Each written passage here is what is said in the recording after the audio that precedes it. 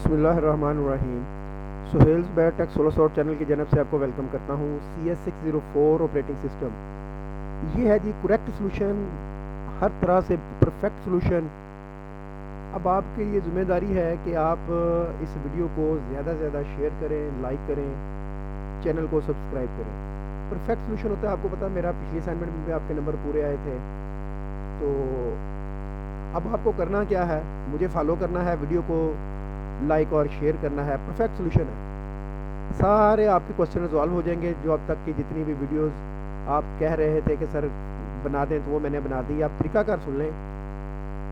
Draw दी resource allocation graph, तो ये sir ने प्रोसेसेस दिए हुए थे, रिसोर्सेज दिए हुए थे और ये उनका रिलेशनशिप दिया हुआ था और नीचे रिसोर्स बताए हुए थे, इंस्टेंस कितने हैं उसके।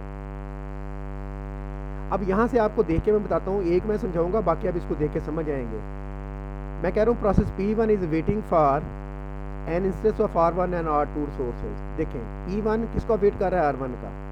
P1 किसका वेट कर रहा है, R2 का। और आगे देखें कहीं P1 आ रहा है, नहीं आ रहा, तो इसको मैंने स्टेट में लिख दिया, क्योंकि यहाँ से फिर रिसोर्स एलोकेशन ग्राफ बनाना ईजी होगा। आगे चलते हैं। Process P2 is holding one instance of resource R2। मैंने ये खुद से लिखा है, इसको देख के। चले P2 के बारे में अब हम डिस्कस करते हैं। P2 क्या कर रहा है, उसे डिमांड है R1 की, ये बात याद रख लें। P2 को डिमांड है R1 की। और देखें कहीं P2 आ रहा है, हाँ जी। R2 रिसोर्सेज दिया हुआ है P2 को। P1 P2 को डिमांड है R1 की, R2 P2 के पास है। और P2 आ रहा है कहीं पे, हाँ जी। R3 भी P2 को दिया हुआ है। इसका मतलब है R2 और R3 तो P2 के पास हैं, R1 उसे चाहिए। मैंने इसको ऐसे लिख दिया, process P2 is holding an instance of R3, one instance of R2 and waiting for one instance of resource R1। यहीं से देख के हमें रिसोर्स एलोकेशन ग्राफ बनाना इजी रहेगा। अब ये आपको पता चल चुका मैं कैसे बना रहा हूँ।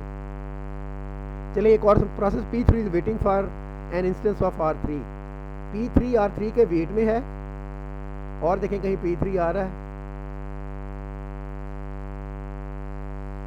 नहीं आ रहा, ये मैंने लिख दिया। बाकी भी इसी तरह से आपको पता चल जाएगा देख के। यहां से आगे चलना था आपको, यहां से आगे आपको समझ आनी है क्या होना। अब उस डायग्राम को देखते हुए ये जो मैंने बनाई है, P1 is waiting for R1 and R2। P1 wait उधर को, अगर सोर्स की तरफ जाना है तो तीर का निशान उधर होना चाहिए। R1 का भी वो ढूंढ रहा है और R2 को भी वो ढूंढ रहा है। ठीक हो गया। उसके बाद P2 is holding R3 R2 waiting R1। P2 के पास R2 भी है, ये देखिए R2 के दो इंस्टेंस थे, तो मैंने एक इसको दे दिया। R3 का एक इंस्टेंस भी P2 को दे दिया। देखिए तीर इधर को है, ये ढूंढ किसको रहा है, R1 को, तो मैंने R1 इधर एरो दे दिया कि इसको ढूंढ रहा है। समझ आ रही होगी आपको बात। छोटा कर देता हूँ जरा, ये एक ही नजर में देख सके। ठीक है, आगे चलते हैं। P4 holding one instance R1 and waiting for R3। R1 P4 के पास है, R3 उसे चाहिए। P4 R1 मैंने इसको दे दिया, R3 इसको चाहिए, एरो R3 की तरफ। P5 is holding one instance of R2 and waiting for R3।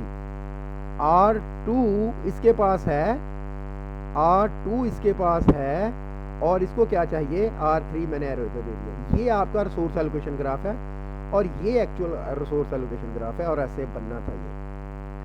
अब जो R2 को चाहिए, जो P1 को चाहिए, P2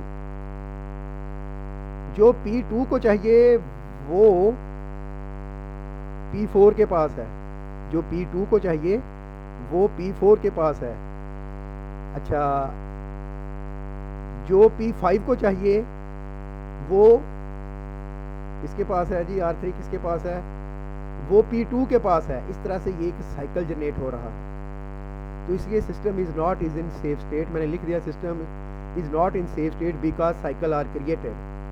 ये आप डिटेल में लिख सकते हैं, जैसे मैंने अभी बोला है। उसके बाद अगला था, suppose a system has resource type A with 18 instance and 5 processors and the current system state shown in the following. तो एलोकेटेड और ये वो सारा कुछ आ रहा है। तो calculate the need of each resource by using the need matrix formula बड़ा आसान सा है। नीड इक्वल टू होती है मैक्स माइनस एलोकेटेड, तो मैंने नीड मैट्रिक्स बना दिया, यही बनना था। P0 12 उसे मैक्स नीड थी, 5 अवेलेबल है उसके पास, तो 7 बच गए। 6 की नीड थी, 4 2 हो गए। 14 की नीड थी, 4 10 आ गए।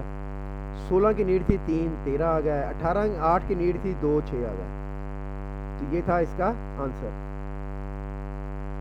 अब हम आगे चलते हैं। Assume a logical address space of 64 pages of,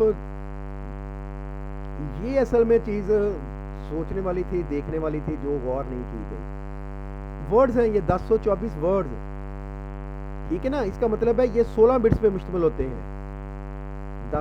16 bit, एक वर्ड किस पे मुश्तमिल होता है? 16 बिट पे, या 1048 डबल करना होता है आपने इसको, बिट्स बनाने के लिए डबल करना होता है इसको आपने। Each mapped into physical memory 32 bit frame, how you can calculate the various parameters related to paging। ये सर ने हमसे पूछा था, इसका सोल्यूशन मैंने दे दिया।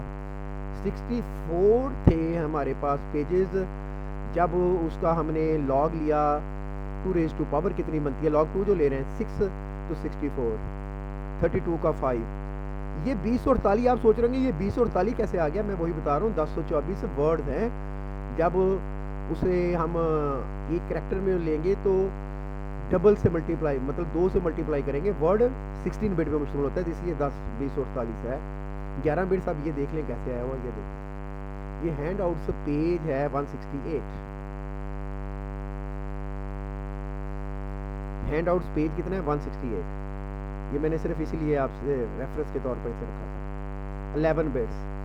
अब बाकी हमारा आ गया PD 6 हो गई ये, और D की होगी 11, तो 17 बिट्स हो गई। 5 बिट्स वो, और इसकी 11 16, 17 बिट्स लॉजिकल की और फिजिकल की 16 बिट्स। तो ये था आपका एक्चुअल सोल्यूशन। दुआओं में याद रखिएगा, चैनल को ज़रूर सब्सक्राइब करें, वीडियो को लाइक और शेयर करें। आप मुझसे CS619 और CS519 फाइनल प्रोजेक्ट के हवाले से भी डिस्कस कर सकते हैं। आज 22 है, कल अभी 23 है, पूरा दिन रहता है। वीडियो ज़्यादा से ज़्यादा शेयर करें ताकि लोगों के पास सही वाली वीडियो पहुंच सके। Thank you very much, best of luck, अल्लाह हाफिज़।